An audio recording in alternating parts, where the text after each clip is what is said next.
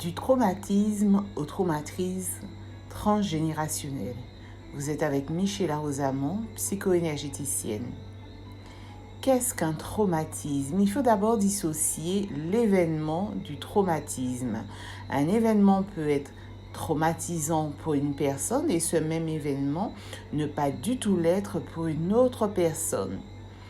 Le traumatisme se définit, selon un médecin, comme l'ensemble des troubles psychiques immédiats, post-immédiats puis chroniques se développant chez une personne après un événement traumatique ayant menacé son intégrité physique et ou psychique. C'est-à-dire que le traumatisme, c'est donc un ensemble de troubles psychiques donc qui va toucher tout ce qui est l'intellect, tout ce qui est la volonté, les émotions, les comportements, la cognition, etc. Et qui survient lorsqu'une personne est face à un événement et qu'elle se sent menacée physiquement ou psychiquement. Le souci, c'est qu'on peut aussi ne pas se rendre compte qu'on a ce sentiment de danger, de menace. On peut ne pas en avoir conscience et donc être porteur d'un traumatisme sans même savoir que l'on subit les conséquences de ce traumatisme. Et justement, quelles sont les conséquences du traumatisme? Eh bien, ce sont des troubles au niveau du comportement, de la relation à soi, de la relation à l'autre, de la perception des choses, des événements, des croyances, des émotions, le sommeil perturbé, la difficulté de prendre des décisions, des difficultés de mémoire. Et puis, ça peut aller jusqu'au dysfonctionnement du corps, donc à la maladie occasionnelle et légère, jusqu'à la maladie chronique ou grave. En fait, ces troubles peuvent survenir tout de suite, dans les médias, sur le moment même, comme ça peut survenir des jours, des semaines, des mois et voire des années, des décennies après, lors d'un événement qui vient raviver, qui vient réactiver le traumatisme. Et lorsqu'un traumatisme n'est pas libéré, eh bien, il génère une souffrance morale constante. C'est-à-dire qu'on est constamment aux prises des conséquences de ce traumatisme. Donc on va avoir des émotions, des sensations, des pensées, des maladies, etc., qui sont liées à ce traumatisme. Ce sont aussi la possibilité de réminiscence de la mémoire traumatique, c'est-à-dire que la personne va revivre l'événement traumatique comme pour la première fois. Et cela, même si elle n'a pas conscience, elle n'a pas souvenir de l'événement en lui-même. Donc il pourra être constamment stressé, avoir des crises d'angoisse, des crises de panique, des cauchemars, des flashs qui viennent sans forcément comprendre véritablement d'où cela provient.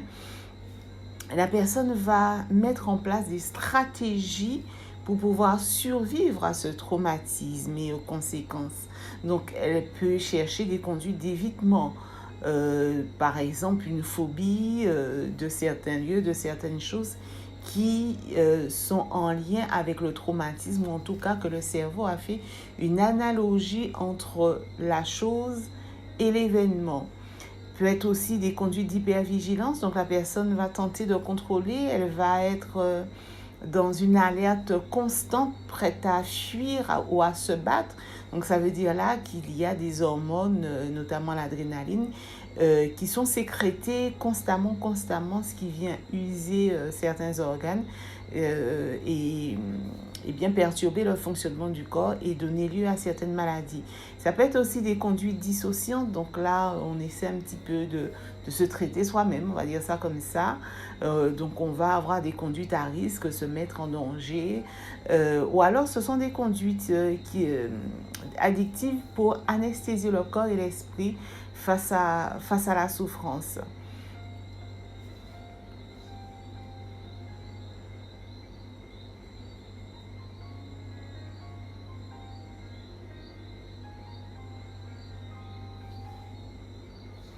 Et donc, en résumé, un trauma, quand un trauma n'est pas réellement guéri, il impacte tous les aspects de nous, de notre vie, de ce que nous sommes. Et chaque microseconde de notre vie, chaque décision, chaque action, chaque livre choisi, chaque situation vécue, chaque douleur, chaque comportement, chaque préférence en découle d'une façon ou d'une autre. Et la vie va nous mettre sur notre chemin des situations, des personnes, des événements pour réactiver ce traumatisme. Et en fait, comme pour nous signaler qu'il y a ce traumatisme, qu'il y a quelque chose à guérir, il y a quelque chose à libérer, à accueillir. Et ça peut aller, je vous l'ai dit, jusqu'à la maladie, du petit souci ponctuel à la maladie grave, chronique. Et la personne concernée par un traumatisme n'est pas forcément la victime de l'événement traumatique en lui-même.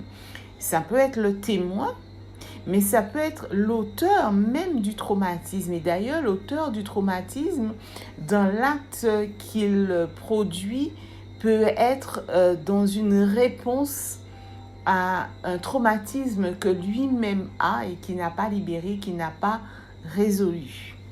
Du coup, que se passe-t-il lorsqu'on n'a pas libéré un traumatisme? Ce traumatisme va nous poursuivre, et en tout cas, ce traumatisme va laisser place à des marqueurs, des marques biochimiques qui vont s'inscrire sur notre ADN, qui vont s'imprimer dans nos cellules, dans notre corps, et y compris notre cerveau. C'est comme une information donc biochimique qui va venir s'intégrer aux gènes et qui, en fonction de l'intensité, il y a un tas de paramètres, et ça va aller jusqu'à transmettre à nos descendants ces marques. Et ces descendants qui ont ces marques, c'est comme un héritage, même si ces personnes n'ont pas vécu l'événement traumatique, elles vont subir les conséquences de ce traumatisme. Elles vont porter les marques de ce traumatisme, elles vont porter ce traumatisme et vivre, réagir comme quelqu'un qui a vraiment vécu l'événement.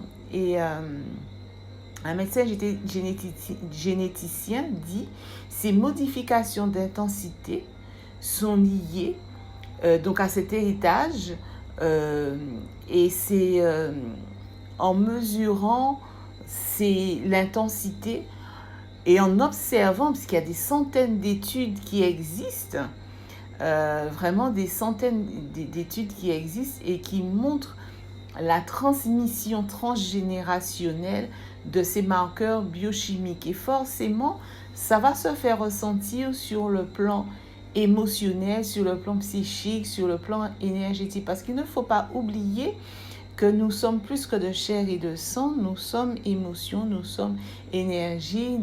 Il y a tout cet aspect de notre psychique qui sera impacté par cette transmission biochimique. C'est-à-dire que ce qu'on voit au niveau biochimique n'est que le sommet, j'ai envie de dire, la partie visible de cette transmission transgénérationnelle, mais elle va venir s'inscrire aussi dans les autres aspects de notre être. Donc, ce qu'il faut retenir maintenant sur l'aspect du traumatisme transgénérationnel, c'est que des centaines d'études montrent, notamment pour les victimes de l'Holocauste, de guerre, de famine, des victimes de maltraitance, d'abus sexuels, de privation de liberté et j'en passe, comment il y a à chaque fois, c'est le même constat, que ces changements épigénétiques peuvent traverser plusieurs générations. Donc c'est vrai qu'il n'y a pas d'études spécifiques pour l'esclavage, mais étant donné que nous avons connu tout cela, abus sexuels, maltraitance, famine, nos ancêtres ont connu tout ça, torture, séquestration, eh bien cela veut dire que de la même façon, lorsqu'on étudie pour l'Holocauste, pour des guerres, pour des famines ou pour ces traumas spécifiquement, eh bien nous avons hérité, nous portons ces marques au niveau biochimique, et donc au niveau émotionnel, au niveau énergétique, au niveau psychique. Et ces études démontrent ce que la conclusion de tout cela, c'est que la personne qui hérite de ces marques épigénétiques, donc ces marques biochimiques du trauma, sont plus susceptibles, plus vulnérables, plus fragiles à certaines maladies et au développement de troubles psychiques. Donc, on va parler de dépression, on va parler de diabète, on va parler de maladies cardiovasculaires, on va parler aussi de la maladie d'Alzheimer, de mettre au monde des enfants prématurés, pour les femmes de mourir à l'accouchement, de cancer du sein, etc. Et la question du coup, c'est est-ce que c'est une fatalité de subir cet héritage? Eh bien non, ce n'est pas du tout une fatalité. Ce n'est pas du tout une fatalité. Déjà, il faut comprendre, si on regarde d'un point de vue de la spiritualité, c'est que, si vous voulez, chaque génération arrive avec cette décision prise avant l'incarnation de faire sa part pour libérer ce trauma. Et c'est comme un sac qui se transmet de génération en génération. Et chaque génération, donc chaque personne, décide de prendre un petit peu, de faire de son mieux pour libérer un petit peu, pour alléger le sac. Et donc, lorsqu'on prend cette responsabilité, on embrasse cette responsabilité et non une culpabilité à porter, cet héritage est une responsabilité à embrasser et non une culpabilité à porter, eh bien, on allège le sac pour les autres générations, donc pour nos enfants, pour les jeunes qui arrivent et qui ont tant à faire par rapport à ce changement de paradigme qui est en train de se mettre en place, ce nouveau monde qui se prépare, parce qu'on sent bien qu'il y a des choses, voilà, le monde qu'on connaît est en train de s'effondrer et il y a un nouveau monde à créer et nos jeunes ont tout cela à faire, à mettre en œuvre. Donc si on peut, en embrassant cette responsabilité, en allant soi-même guérir, libérer nos traumas, eh bien, ça nous fait du bien, ça apporte de la paix, ça apporte de la sérénité, ça apporte plus de joie, plus de clarté, plus de lumière dans notre vie, mais ça aide aussi nos enfants et notamment par rapport à ce qu'ils ont à accomplir. Donc, comment se libérer d'un trauma? Il faut déjà accepter l'existence de ce trauma. Et même si vous ne savez rien de ce trauma, parce qu'on montre même quand il y a adoption, quand il y a séparation des parents, que cet héritage est bien là. Donc, c'est se rendre compte de ce mal-être que l'on a, de maladies, de comportements, et accepter le fait d'être descendant de personnes qui ont été esclavagisées et d'être marqué par ce fait. Et une fois qu'on a accepté, parce que pour transformer quelque chose, il faut l'accepter, il faut connaître, il faut identifier et il faut l'accepter. Donc une fois que c'est fait, bien, c'est observer justement les croyances, les maladies, les schémas répétitifs que l'on a dans notre vie, donc les traces de ce trauma concrètement dans notre vie, et décider intellectuellement, dans un premier temps, de se libérer et cheminer jusqu'à ce que cela devienne une décision de tout notre être en fait.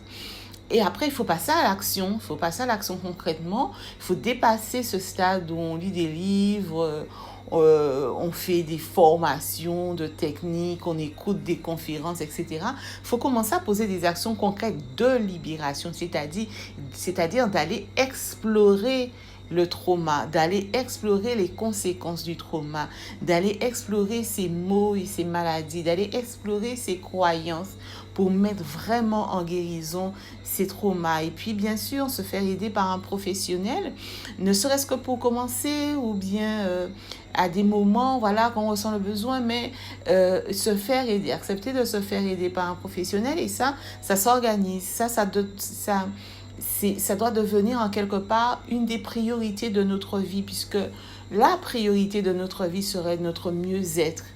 Et c'est par cette libération des traumas qu'on peut atteindre ce mieux-être. Donc cela se prépare, cela se budgétise, comme on a sa mutuelle à payer, on a ses vacances à budgétiser, on a ses vitamines à financer, on a la visite régulière chez le dentiste ou autre. On s'occupe de notre alimentation, de faire de l'activité physique, etc. Eh bien, cet aspect d'aller voir sur l'aspect émotionnel, énergétique, la trace de ces traumas, ça doit être vraiment une priorité. Et une décision prise d'aller guérir, d'aller mettre en guérison ce que l'on peut, d'aller faire sa part, d'aller embrasser sa responsabilité. Et c'est une décision qui doit être renouvelée constamment, décider, redécider, redécider que c'est notre priorité, que notre mieux-être est notre priorité, embrasser notre responsabilité est notre priorité, alléger le sac de nos enfants des générations à venir est notre priorité, parce que le changement extérieur de cette société commence par chacun. C'est vraiment ce que nous faisons des traumas que nous transportons qui impactent non seulement notre vie, la vie de nos descendants, de nos enfants, des générations à venir et de l'humanité tout entière. C'est ce qui prend forme à l'extérieur, prend forme d'abord à l'intérieur. D'accord? Donc, cette fin d'année où il y a vraiment une énergie de libération, de ressourcement et de renaissance, est vraiment propice à la libération des traumas transgénérationnels. Parce que les traumas que nous avons dans cette vie ne sont que des traumas qui viennent réactiver les traumas que nous avons hérités de nos ancêtres. Et je le rappelle encore, ce n'est pas du tout une fatalité. Le monde, là, aujourd'hui, nous pouvons, ce monde pied pour tête, nous pouvons contribuer à le transformer en cherchant à libérer les traumas que nous portons et à faire notre part, ce que nous pouvons, embrasser cette responsabilité et faire notre part. Et c'est pour cela que j'ai mis en place octobre, novembre, décembre des ateliers, beaucoup d'ateliers pour pouvoir vous accompagner si vous prenez la décision d'embrasser votre responsabilité et de faire de votre mieux pour alléger ce sac pour les générations à venir. Donc, il y a un premier atelier le dimanche 22 octobre qui est sur le pardon, l'acceptation et le lâcher-prise. Et on va voir concrètement, on va vraiment pratiquer concrètement pour aller vers ces notions, pour le vivre vraiment dans notre corps, dans notre énergie, dans nos émotions. Il y a bien d'autres ateliers sur l'abandon, l'impuissance, l'injustice, sur le deuil, etc. Et notamment un atelier là qui est vraiment spécifique parce que c'est un atelier pour aller justement libérer les traumas transgénérationnels liés à cet héritage de nos ancêtres qui ont connu l'esclavage. Et notez pour finir que si nous avons hérité donc de ces traumas, nous avons hérité aussi de ressources. Et plus nous libérons ces traumas, plus nous sommes conscients et nous pouvons activer, profiter, renforcer ces ressources que nous avons reçues également de nos ancêtres. Alors je vous dis bonne libération pour un ressourcement exceptionnel et une renaissance. C'était Michela Rosamond. Bisous, bisous.